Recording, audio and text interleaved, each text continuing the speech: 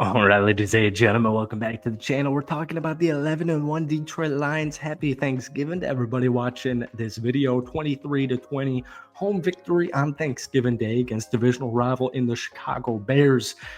They did it, folks. Chicago did it last week against Minnesota. They did it 2 weeks ago against my Green Bay Packers. It is a very gritty, nitty football team, and they've lost, like 6 straight games in a row. They have a chip on their shoulder. They are playing for everything, even if the playoffs kind of feel like they are, done.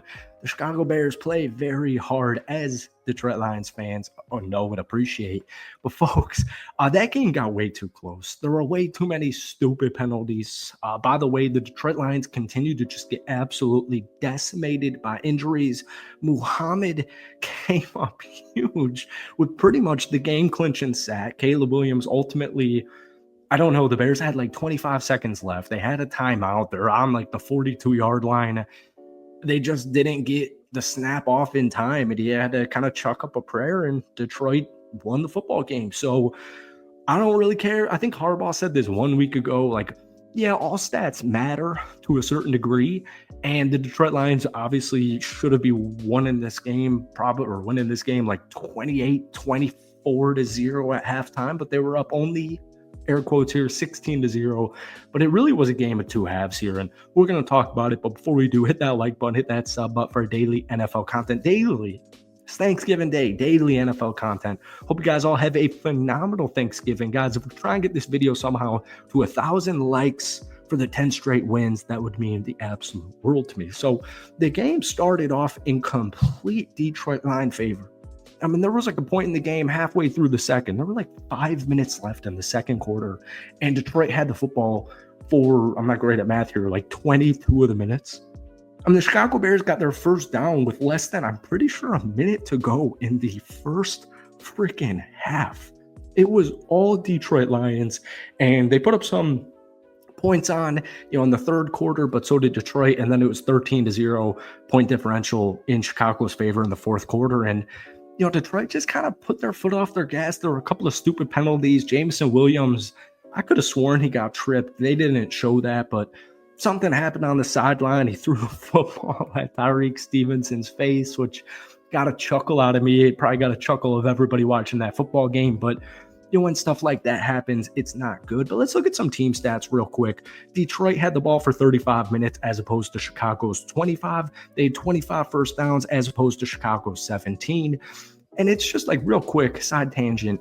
It's crazy because, once again, the halftime score was 16-0. It felt like it really should have been like probably 28-0, 24-0 at the absolute minimum. But they weren't really able to get it done in the red zone, and it is important to keep in mind the Chicago Bears have a very good pass defense. They have a very good rush defense, and they have one of the NFL's better defenses in general.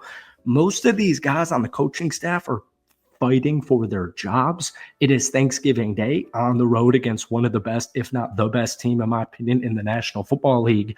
You want to take them down. Dan Campbell said this after last year's loss to San Francisco, like, you got a target on your back now.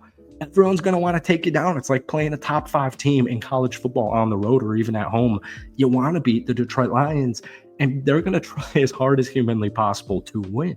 They had 405 total yards of offense as opposed to Chicago's 301. They ran the ball for 194 yards as opposed to Chicago's 78. I feel like they really got away from the run game in the second half. Jahmyr Gibbs, we'll get to player stats in just a second, but Jahmyr Gibbs only had 9 carries, but he had like 80 yards. Give them the ball a little bit more. Penalties were a huge factor for both football teams. Chicago had 8 for 78 yards. The Detroit Lions had 6 for 79. And then you had the fumble. And maybe that was why Jahmyr Gibbs only saw 9 total carries, but I think that was earlier on in the third quarter. If Jahmyr pretty much had not a walk-in touchdown, but Tyrique Stevenson uses his head to get the ball loose, kind of a just really good football play. If it wasn't for the Jahmyr Gibbs, I'm not here to really play what ifs or hypotheticals, but honestly, if Jahmyr Gibbs didn't fumble that ball on the Chicago's like 4-yard line, 3-yard line, they were literally a play away from another touchdown. this game would have never at any point been close or as close as it finished. Jared Goff, 21 of 34 for 221 yards, 2 touchdowns, 0 interceptions. He certainly didn't have the best game, but game script in the first half, man, they didn't really need to do too much. Detroit had like 240 yards of total offense as opposed to Chicago's like 19 halfway through the second quarter, and keep doing that. Keep switching periods and quarters for some reason, but it's basketball season, neither here nor there. Just kind of a weird game that you are happy to get away with a victory no matter how ugly it got there in the fourth quarter. It's just something you should be happy to walk away with, especially on Thanksgiving. I know, my Packers play at 8:20 tonight, but I would have been very upset if the Chicago Bears had won this football game. David Montgomery, 21 carries for 88 yards. Jahmyr Gibbs, 9 carries for 87 yards, averaging 9.7 yards per carry.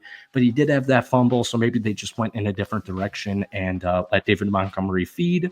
Amon-Ra St. Brown had a good game, 5 catches, 73 yards. Tim Patrick had a really solid game, 2 catches for 48 yards. Jameson Williams had a really hot first half, but he only finished 5 catches, 28 yards, and that really stupid penalty. Moving to the defense, man, the defense pretty much won this football game.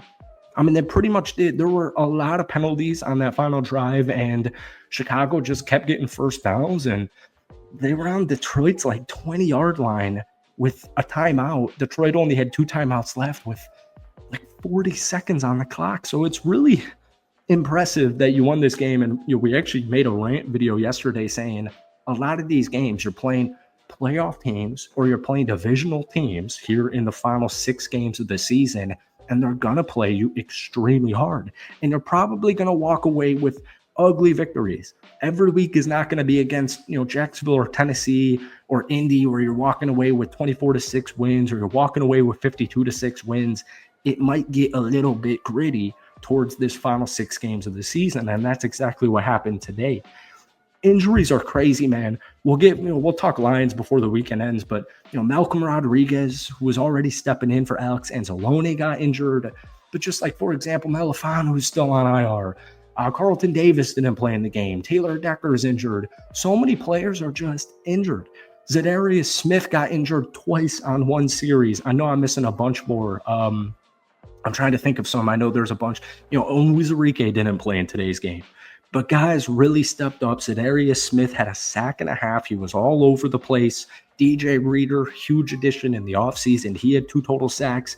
And Muhammad, I'm checking the stats right now. It says he only has 1, but I thought he had 2. Detroit had 5 or 6 sacks in today's game, and it really was the difference maker. There were times where Caleb Williams had way too much time to throw the football, but there were also times where he was struggling for his life. So get healthy. I think the Packers actually play the Lions 1 week from now, so you only got a week to get healthy, but we'll deal with these injuries as the week progresses. Jake Bates also unfortunately missed his first field goal, but that's it for today. Ugly win, but a win is a win. It is all I care about. Thank you guys so much for watching. Hit that like button, hit that sub button. Go have a phenomenal Thanksgiving, and we'll see you at some point this weekend. Let me know your thoughts on this game down below. Peace.